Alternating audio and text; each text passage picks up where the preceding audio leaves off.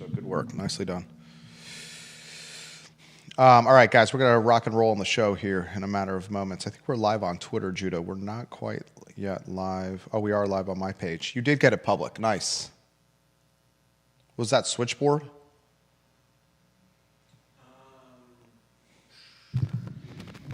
I mean, it was, I had to figure some stuff out. Viewers and listeners, like and share the show. Take a look at the screen. We may have a UVA president named during this program. There's a 1 p.m. meeting happening right now, a special meeting with the Board of Visitors. We predicted this was going to happen thanks to friends and sources of the program. We said this was going to happen on this past Friday's show. The tape does not lie. The tape does not lie. Last Friday, a week ago, we said a president was going to be named in this meeting, and we said that board members will resign. I'm going to stand by this. Sources and friends of the program have that we trust, that will remain nameless, have let us know what is going on. We'll talk about that on today's program. We're about to see a historical day, historical turn of events for the University of Virginia, and what I think is going to be an absolute political firestorm for Governor-elect Spanberger, because Governor-elect Spanberger, it sounds like resignations of key personnel on the board are going to happen before she's able to fire them. And a president very well could be named while this show is on air. Like and share the show. Like and share the show. We're also going to highlight the most expensive home sold in Albemarle County over the last 20 years on today's show. We're going to talk a statement from the 10:15 a.m. show, Real Talk. We had Supervisor Ned Galloway on that show. We had Supervisor Ned Galloway's of Albemarle County. We had Supervisor Tony O'Brien from Fluvanna County and Supervisor Jesse Rutherford of Nelson County on our 10:15 a.m. show, Real Talk. And on that show, one piece of news that I did not know of, and I followed the news cycle extremely closely, Supervisor Galloway highlighted that the Albemarle County Board of Supervisors learned of AstraZeneca and its pursuit of Albemarle County in the spring of this year. This happened extremely quickly, ladies and gentlemen. We'll talk about that on today's program. Like and share the show. Like and share the show. Take a look at the screen for today's headlines. Judah Wickhauer and I encourage you, the viewer and listener, to join us in the discussion. And what is the water cooler of content and conversation in Charlottesville and Central Virginia? It's the I Love CVille Network. Judah, monumental show, monumental news about to happen. You feeling good on your end? Yep, pretty good. Okay. And we seem to be live across the board, which is good. You ready to rock and roll? Yep, just getting group up now. All right, let me know when the group is up and we can go have some fun. I think I Love CVille Food is live, which is good because we've got 7,800 followers on the I Love CVille Live. Is the group live? Not quite yet. All right. Viewers and listeners, we're going to lock and load here. T-minus 30 seconds. Group is live? Probably be 20 or 30 seconds. Okay, fantastic. Thank you very much, Judah Wickhauer. Hammer that like button. We work hard for you. This is the last show of the week, guys. The last show of the week. All right, let's rock and roll here. J-Dubs, when you're ready, we are live on LinkedIn and we are live on YouTube. Quiet on the set. Give me a thumbs up when the group is up so I can tag everyone, which I like to do. If you're watching on YouTube, hammer the like button. Subscribe to the show and hammer the like button for us, please. Group is going live now. Fantastic.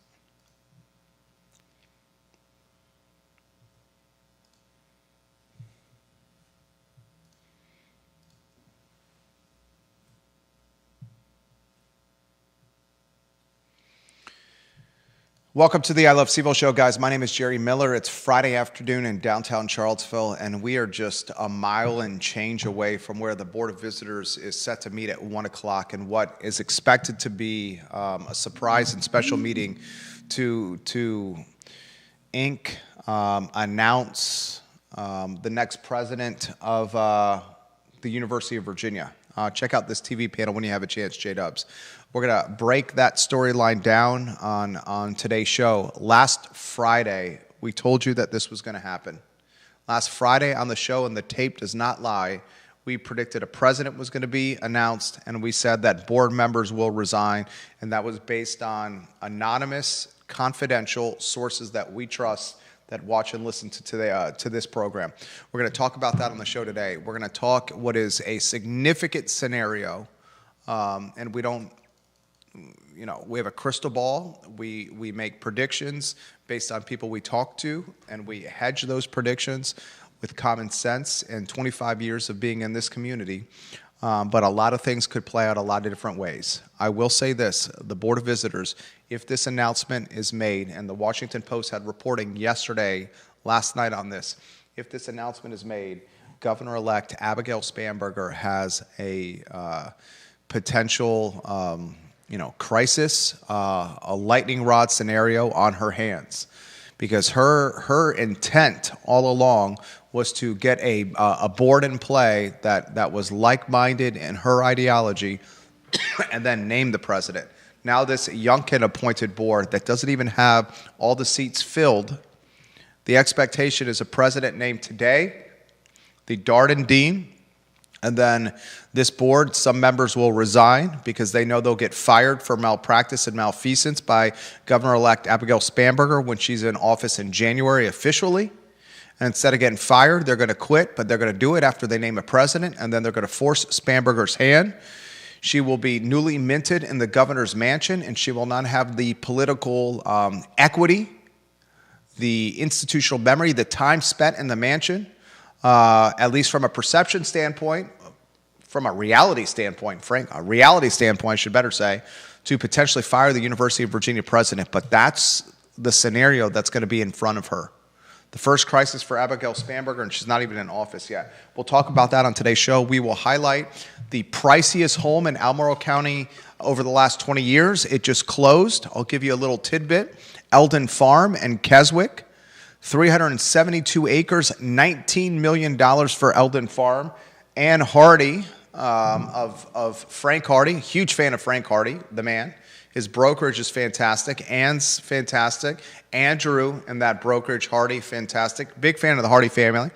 They helped guide this $19 million sale, which is the most significant from a price standpoint in Albemarle County over the last 20 years. I will show you photos and unpack that deal flow on the Friday edition of the I Love CVille show. We will also discuss today a comment made by Supervisor Ned Galloway, who's about to start his third term on the Albemarle County Board of Supervisors. Ned Galloway said on the show this morning, the I Love CVille network this morning, that the supervisors of Albemarle County first learned of AstraZeneca, Rivanna Station, Rivanna Futures, and this $4 billion plus investment into Albemarle County, northern Albemarle County, in the spring of this year. Goodness gracious, how quickly this has moved.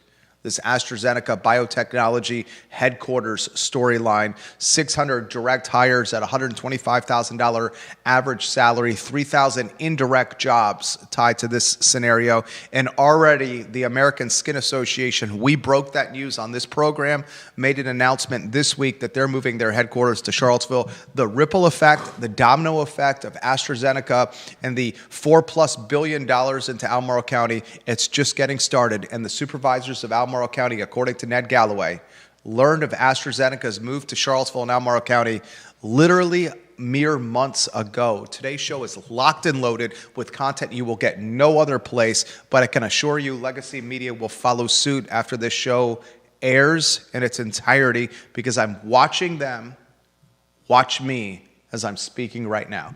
Judah Wickhauer is the Elmer's glue of the team, not just the producer of the program, a contributor to the show. We should highlight Charlottesville Sanitary Supply, 61 years in business for John Vermillion and Andrew Vermillion. The Vermillion family is 5 generations strong in Albemarle County. Their business is located on East High Street and online at charlottesvillesanitarysupply.com. They offer free in-market delivery. You buy something through their website, charlottesvillesanitarysupply.com, and it will be on your doorstep, often within 24 hours, at price points just as competitive as any of the big box retail websites. Also, we helped Charlottesville Sanitary Supply launch a sister company, a sister division, Charlottesville Swimming Pool Company. Anything swimming pool related, consultation, construction, water quality, mechanic work, repair, CharlottesvilleSwimmingPoolCompany.com. Charlottesville Swimming Pool Company is who you contact. Studio camera, two-shot, Judah Wickauer, boy oh boy. I'm going to grab my magic wand, which I have it in my hand here. The magic wand, the crystal ball on this network has proven to be accurate time in and time again. We said a week ago that this was going to happen. We're going to talk about it on the program today. The Washington Post had reporting last night, and it's been the talk and toast of the town. A new president, newly minted potentially, in 17 minutes at a special Board of Visitors meeting that literally starts at 1 o'clock today. My friend, where would you like to begin? What surprises me is that in all of this, in all of the news that we've had surrounding UVA and the search for a new president, the interim president, the rector and vice rector of the Board of Visitors, nobody has spoken to the politics of the interim president and the potential new president of UVA, despite the fact that so much politics are surrounding what's going on right now. Clearly, there's a political battle going on between the largely right-leaning Board of Visitors and the largely left-leaning school of UVA, whether it's the students or the faculty or the faculty senate. There's obviously a political battle going on, but we don't hear anything about the politics of the. In fact, it was just I think it was just in the Post article recently that I heard anything about interim President Mahoney's politics. Interim President Mahoney's politics are one that are center-aisled, if not slightly right-leaning. Interim President Mahoney is, I think, has done a fantastic job, although he's been lambasted for leading an agreement and a deal with the Trump administration that basically offered reprieve from the University of Virginia, from the Department of Justice and its investigation of the University of Virginia, specifically as it applies to diversity, equity, and inclusion, and whether it's still present at the university or not. Yeah. Very political. We don't want to bury the lead here. Mm-hmm. The Washington Post last night, citing two anonymous sources, says the board today is very likely to vote to appoint Darden School of Business Dean Scott Beardsley as the 10th university president. That meeting starts in 14 minutes. I said last Friday it was going to happen today. I confirmed again with sources very close to the board that a announcement for president, that's the expectation, the 10th president. I did not know, I want to be clear, I did not know it was going to be Beardsley. I did know that the announcement was that a decision was going to be made today. I also stand by what I'm being told by very reliable people, that board members, at least one and potentially more, will resign before Abigail Spanberger has a chance to fire her or him, them, but their resignation will follow their announcement or decision, their vote to pick the next president. Mm-hmm. This then forces Abigail Spanberger's hand. And how it forces her hand, she gets into office in January, and she will be left with this task as one of my first decisions in office. Do I fire a board because of malpractice and malfeasance at UVA, and do I terminate a president that is potentially in office for mere weeks? It sounds like she won't have to make the decision of firing people on the board. Well, the entire board's not resigning. Right. The linchpin are the linchpin of this move are the ones that are going to resign, and the obvious one is Rachel Sheridan, who has to protect her career. Porter Wilkinson, we've been told, is following is watching as the cookie crumbles, because Porter Wilkinson very much has her eye on the rector position. Wilkinson is the vice rector. The knife or the sword, the sacrificial lamb on the board is likely Rachel Sheridan. Very curious to see what Paul Manning is going to do, if Mr. Manning resigns or not. The difference between a Paul Manning, Porter Wilkinson, and a Rachel Sheridan is very obvious. Paul Manning has sold his company and is a billionaire. Rachel Sheridan and Porter Wilkinson are right smack dab in the middle of their professional careers and their earning potential, their most lucrative earning potential. So Sheridan and Porter Wilkinson have to be very mindful of how the politics may or may not spill over, tarnish professional careers and how they make their livings. Manning is much more Teflon and protected because he's Scrooge McDuck right now, swimming in gold coins. He's got a lot less risk, Paul Manning, outside of reputational and legacy and what shows up on the internet as potentially malfeasance, malpractice, second fired BOV member in UVA history, the first Burt Ellis. Mm-hmm. This is a monumental story that's unpacking here. Judah Wickauer, comments, then we'll get to the comments from the viewers and listeners. The feed is on fire right now. Yeah, you make some good points.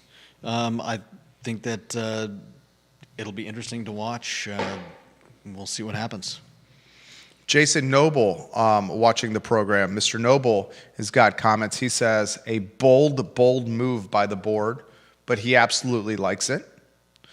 Deep Throat, watching the program, and we'll get to Deep Throat's comments here in a matter of moments. Hammer the like button. We work hard for you. That's the only thing we ask in return. Deep Throat says that he does this tongue-in-cheek as he does. He's not surprised that the Washington Post got the scoop. He says that legacy media locally in Charlottesville needs to determine or develop the sources that the Post has. He highlights that clearly the Washington Post has somebody within the University of Virginia feeding them valuable information.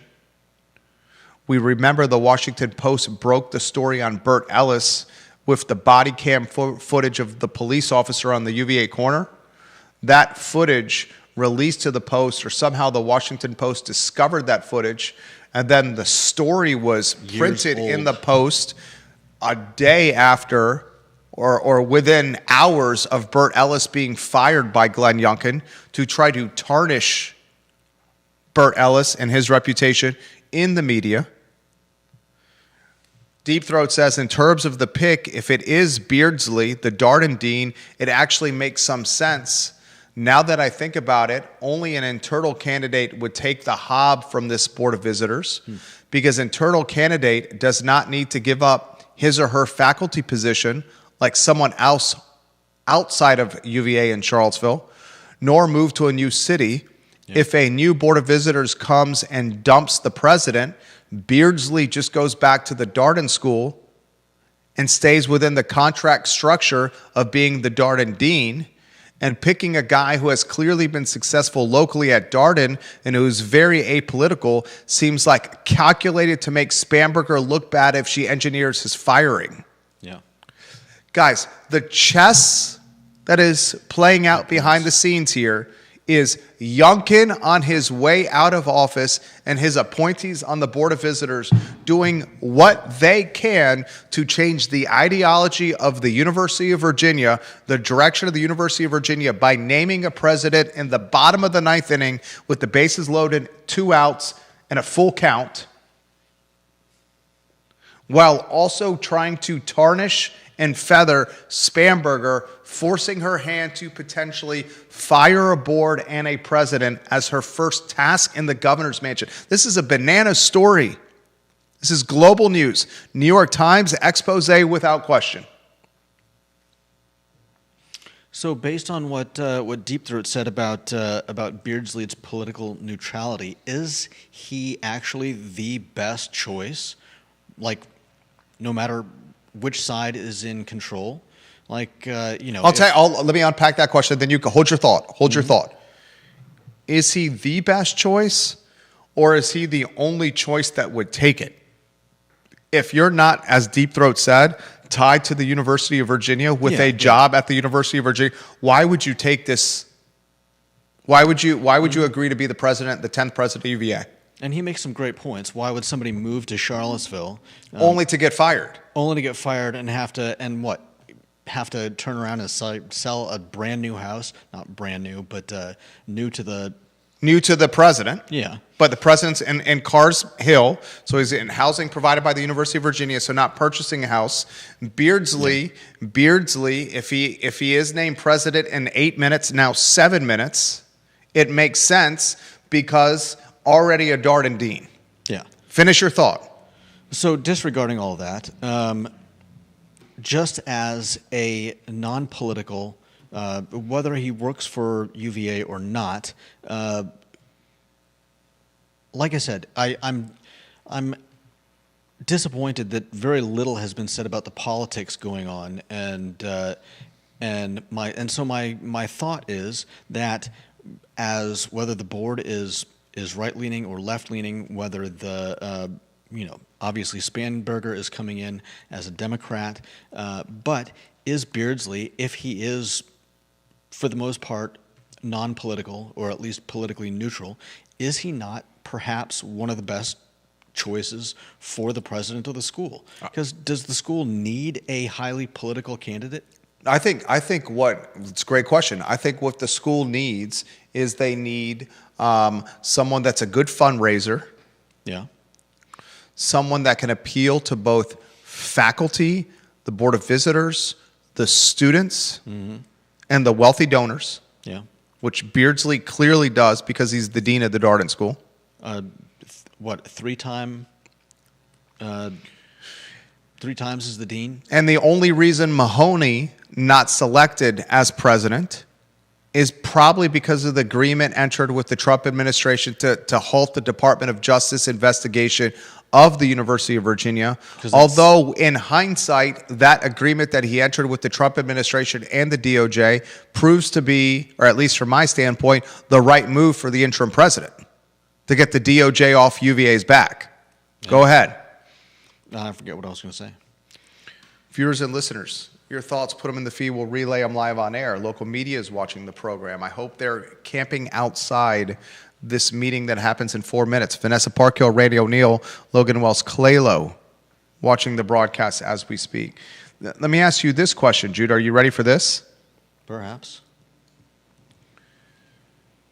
If Beardsley is named president, and you have lower thirds to rotate. They are rotating. Rotating. If Beardsley is named the 10th president of UVA, and Rachel Sheridan resigns, the rector, and maybe Porter Wilkinson resigns. I think Rachel's certainly resigning is what I'm being told. Porter Wilkinson is watching the cookie crumble because she has her eyes on the rector position. What is the likelihood of her getting placed as the rector? Well, she's the vice rector. Does she automatically get placed into the rectorship? Most likely candidate, and when you're in the vice position and the rector resigns, surprisingly and unexpectedly, is for the vice rector to fill the role. And she's very ambitious, Porter Wilkinson. Okay. That's what does Spanberger have left that she can do in January? I mean, if she could get rid of Wilkinson. On YouTube, this is from Marzipan 4Tube, shortest term of any UVA president about to happen. If you were a prop bet, if you're a man who bet on prop bets, and Beardsley is named president today, is your bet that Spanberger fires Beardsley, yes or no? I mean, if he really is a politically neutral candidate, I think she would be a fool to fire him. Because she does look bad. If he was highly political, if he was highly right-leaning, conservative, Republican, then I don't think anybody would question her firing a president who was just put in place months before, a month, however long before. But if this guy is, if this guy is the real deal, a genuine great pick for the position of UVA president, she'll look like an idiot. It'll look like political maneuvering. It'll look like she's just making Power hungry. based on what side of the aisle something looks like, and that's just obviously that's not a good look at the very beginning of her term. This could, in some ways, tarnish Spamberger's term in office on day one, and Depending. hinder or the opposite of amplify, throttle her political career. If in your first days and weeks in office, you fire the president at the flagship university of the Commonwealth of Virginia and clean house of a board of visitors, you appear power hungry. She ends up looking like the What everyone hates about politics. blonde female version of Trump. Okay. Well, the blonde female version of Trump. And obviously Democrat. I'm just saying, yeah. If She comes looks in, at as if she an comes in extremist. swinging a bat in a China store, then yeah, she ends up looking like A political extremist. a weird, twisted version of Trump. Very interesting comparison there. I see it. Viable comparison. With the extremists, maybe overreach. But a lot of that depends on Beardsley. Like I said, if he by all appearances seems to be a politically neutral candidate. I mean, he's been the dean of the business school, Darden, for I think three. I don't know what they call terms for deans, but he's had quite a good run at UVA, and I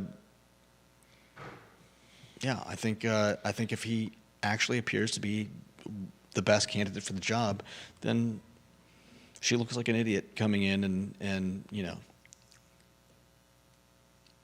changing things. Beardsley is Just serving a because. record third term through 2028 as ninth dean of the University School of Business and a chaired professor in strategy, ethics, and entrepreneurship.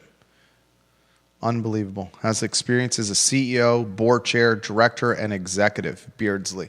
This is the gift that keeps on giving the University of Virginia and its leadership uncertainty, and that word is used in the most favorable way possible for what's happening over the last 6 months, 8 months, frankly, 2025. Wild times, ladies and gentlemen. That meeting is now in session. The University of Virginia. Follow it closely. Next headline, Judah Woodcarroll, what do you got? Oh, let's see. We've got Albco and its priciest home. Props to Frank Hardy. Know some of the team members over at Frank Hardy, a class act real estate brokerage. Frank Hardy, the namesake of Frank Hardy, is just a great guy. Jolly and jovial and likable and approachable. A squash fanatic and aficionado. His children, Ann and Andrew, key members, along with Murdoch of this brokerage. And Eldon Farm and Keswick, 1097 St. John Road in Gordonsville, Virginia, to be exact. But the Keswick area, the most significant sale price-wise in Albemarle County over the last 20 years. I believe you're showing photos on screen. Take a look at the screen for Eldon Farm Pictures. $19 million. Unbelievable. Just a gorgeous piece of real estate with sweeping views.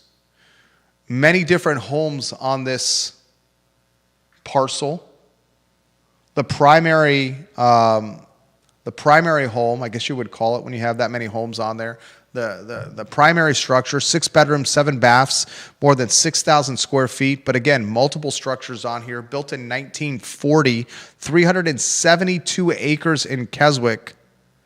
$19 million sale, the most significant over the last 20 years. Congratulations to Ann Hardy, Frank Hardy. What a commission. Initially came on market at $19,950,000.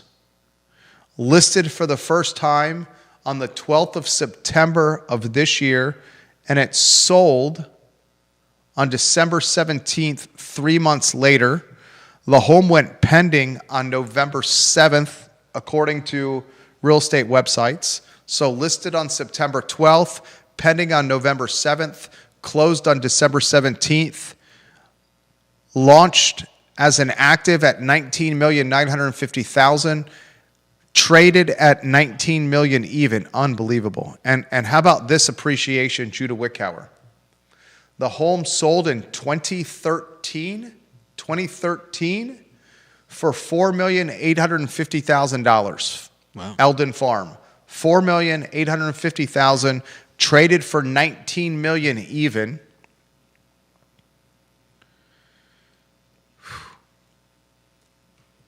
Wow, gorgeous home, and congratulations to all parties involved. Probably the pinnacle of commission for this generation of realtors, this trade. The most significant commission, you would say, of this realtor generation, Eldon Farm. Unbelievable. Comments come in on the previous topic, this one from Jason Noble. Let's be honest, this new president, if he's not obviously on the left, it's just a matter of time before he's labeled as a fascist. Sad, but probably true. The presidential thing that you should be following is this, viewers and listeners. If a president is named today and it's Beardsley, does UVA Faculty Senate instruct staff to picket or boycott or strike or refuse to teach students coming out of Christmas break? Is that the next move for faculty? We're not going to teach coming out of Christmas break to students because of what the Board of Visitors has done. That is the gift that keeps on giving as a content creator right there. Would that pit the entire Darden school against the rest of UVA? And you're saying Darden would be pit against the rest of UVA because its dean is the new president? Yeah, I mean... Or does Darden splinter away from Beardsley because he took the job? I mean, do you think enough of the school would turn against Beardsley just because of this? I mean, it's possible. A lot of the deans wrote earlier this month a letter to the board stating that we believe the risks of a quick appointment far outweigh any benefits. Guess who didn't sign the letter? Beardsley. Yeah, the Darden dean. Was that foreshadowing? Because he was already in conversations with the board. The world may never know. The Darden dean didn't sign the letter. Yeah. And when was that letter released? It was early this month. So a couple of weeks ago. Yeah. Deep Throat, one thought I have about how Faculty Senate climbs down is they say, okay, let's have the new BOV re-underwrite the decision. Marlene is watching on YouTube, and she says the next play will be Spamberger appointing new board members, firing the one she doesn't like because of malpractice and malfeasance, and the new Spamberger appointees will then axe Beardsley, and he'll return to the Darden School. And that shelters Spamberger from political fallout because it's the board doing it. You think enough people will... Connect those dots? No, I was going to say, do you think enough people will be fooled by the opacity of something like that, or will they see through it? I mean, with all of with the spotlight on everything going on at UVA right now, you would think that something as unsubtle as that would quickly have a light shown on it. Go back to the president, lower third, if you can, on screen. God, this is a wild time. Do you expect UVA faculty, do you think UVA faculty will teach students come second semester? Do the students even know what's going on? Does the United Workers Campus Movement strike? Many of those are the associate professors, assistant professors, grad students, and TAs. I think most of the students probably have no clue what's going on. I mean, I don't know. Does this have any impact on the Charlottesville area economy?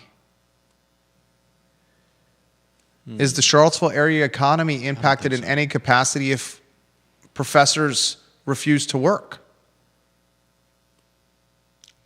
No. I mean, if they were to decide to do that, I think whatever decision is made would come pretty quickly. We would not see an entire semester of UVA go untaught. That would be an enormous disaster. Is Beardsley, does he resign on his own accord? If every teacher in the school says we're not going to teach if you're the president? If Rachel Sheridan, the rector, and her board of visitors appoint Beardsley, then Sheridan resigns, and a couple of other, remember Jim Ryan threw Paul Manning under the bus with the Jim Ryan letter. Yeah. Sheridan resigns, Porter Wilkinson resigns. I don't think Paul Manning resigns. Should they resign, the Beardsley advocates, Sheridan at least is off the board, maybe Wilkinson as well. That's like a head football coach coaching a college football team, despite the athletic director who hired him getting canned, a lame duck coach, or a pro football coach coaching on a one-year contract with no extension in play, lame duck coach. Is that a lame duck president? I don't think so, because it's not one person that's putting Beardsley in place as the president. It's a limited board, not at full capacity. But they're not the ones making this decision. There was a committee. There was, a firm that was hired. There were The reporting in the Cavalier Daily as early as last week and early this week suggested that Porter Wilkinson, who was on the search committee of the board, was fast-tracking hirees and kiboshing hirees, and it was not the search firm that had the true influence and narrowing a list of candidates down so one could be selected. In fact, it was Porter Wilkinson. And the Cavalier Daily investigative reporting team highlighted anonymous sources tied to the board that said Porter Wilkinson was the individual that was in control of hiring, including one candidate who she axed off the short list that was suggested as a good candidate. Okay. This is wild. No doubt. Viewers and listeners, and just the beginning of a storyline and a gift for content creators that just keeps on giving. I want to touch, before I get to the many comments that are coming right now on the show, I want to touch on the topic that Ned Galloway surprised me with this morning on Real Talk. If you missed our 10:15 a.m. show, it was Real Talk. Ned Galloway, Albemarle County Supervisor, he's about to start his third term, was on set along with Fluvanna County Supervisor Tony O'Brien and Jesse Rutherford, Nelson County Supervisor, a panel of very enjoyable and entertaining. We spent 90 minutes together talking about politics and the intersection of our counties as it applies, of their counties, and how it applies to the economy, housing, the expanded development area. And one thing Ned Galloway said in that during that interview that surprised me was that Albemarle County, the supervisor specifically, learned of AstraZeneca's pursuit of Albemarle County, now a $4 billion plus investment, billion with a B, in the spring of this year. And then that caught both Jesse Rutherford, me, and Tony O'Brien off guard, with Supervisors Rutherford and O'Brien saying, "The spring? Really? God, that moved fast." When you got money.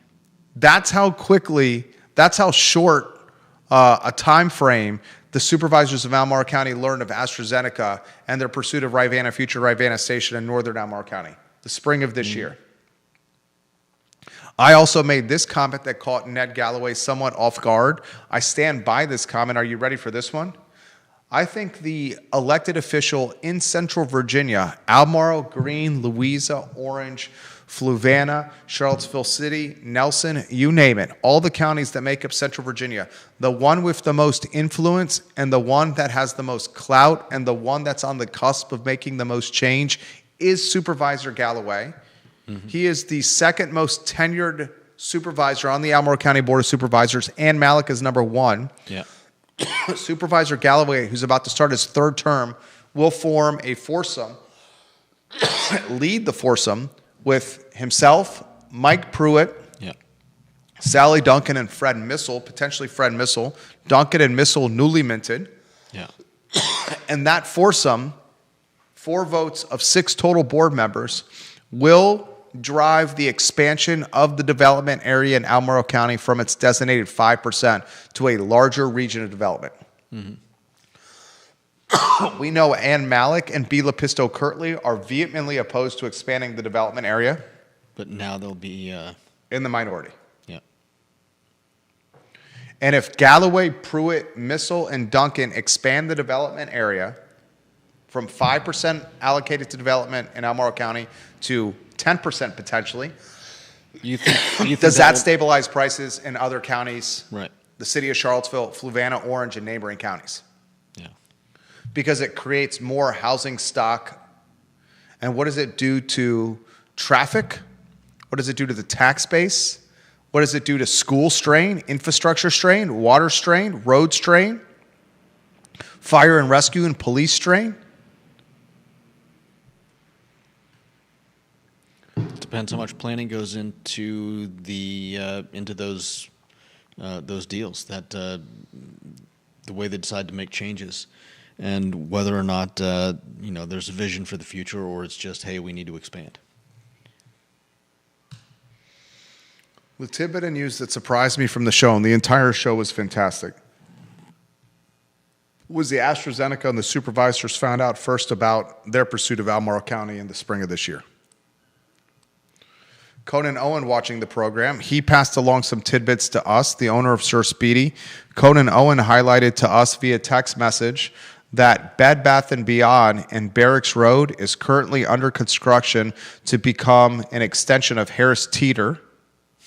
So Harris Teeter and Barracks Road Shopping Center is expanding into the Bed Bath & Beyond space that's adjacent to the current Teeter. Wow. He also highlighted that next to Chicken Salad Chick in Stonefield, which he called absolutely delicious, there's a men's wear company called S.H. Franklin that's opening.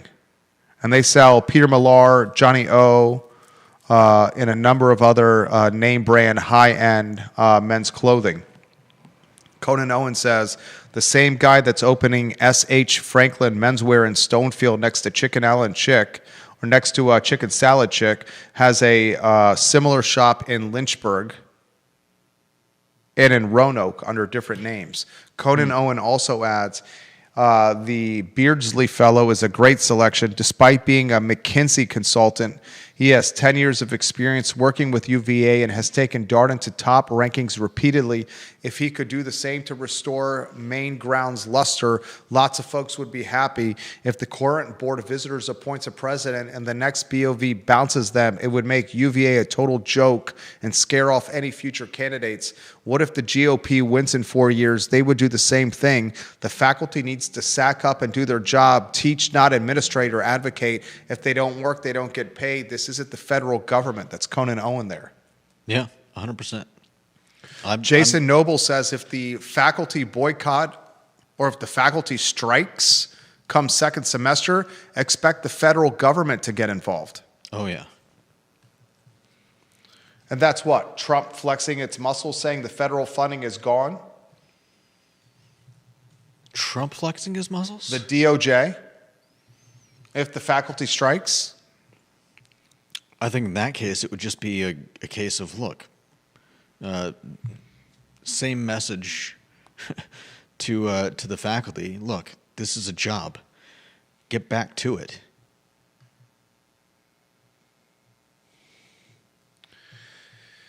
Wild times, my friends. Wild times. Anything you want to add? Short week next week for us. We will be on air Monday and Tuesday. Off Christmas Eve, Christmas Thursday. Likely off the 26th, but in office Monday and Tuesday. Following week, the week of the 29th, I will be out of town. My family and I heading to New York. So 2 more shows left in 2025 before we return to the saddle on Monday, January 5th, which would then be 2026, Judah, which is bananas. Crazy. I have a feeling when we return in the saddle in 2026, there will be a lot to cover. No doubt. And to close, Deep Throat says the faculty would be crazy to strike. The academic job market is crap. You cannot risk getting fired. Even if they find another job, it's not going to be near Charlottesville. Right. Do you think the strike is something that will be percolated? I mean, I'm sure discussion will go the rounds, but I don't know. This guy seems like a good pick, and if when people make something non-political political, it's one thing when the politics are warring back and forth, but when there's a neutral island and people make that into a battleground, I don't think it usually ends well for the people waging war on normality. Janice Boyce Trevelyan, I do know who purchased Eldon Farm. That is not my place to say who purchased the $19 million, 370-some acre property in Keswick, however. I will not, I'm not going to reveal that on the talk show. I will give props to Ann Hardy and the Frank Hardy real estate firm on helping Ann Hardy's words guide the sale. And what is the most significant sale over the last 20 years in Albemarle County? $19 million. That's the Friday edition of the show. I thought we were pretty good today. Props to Judah on a quick turnaround after Real Talk. As Tony O'Brien, Ned Galloway, Jesse Rutherford, Judah, and I had some fellowship and conversation in the studio. And we turned around very quickly, got in the saddle, and put what I thought was a good 50-minute product for you on air. And watch and even listen. Talk about most appealing empty storefronts. We'll save that for Monday. Judah Wickower, Jerry Miller, the I Love CVille show. Enjoy your weekend.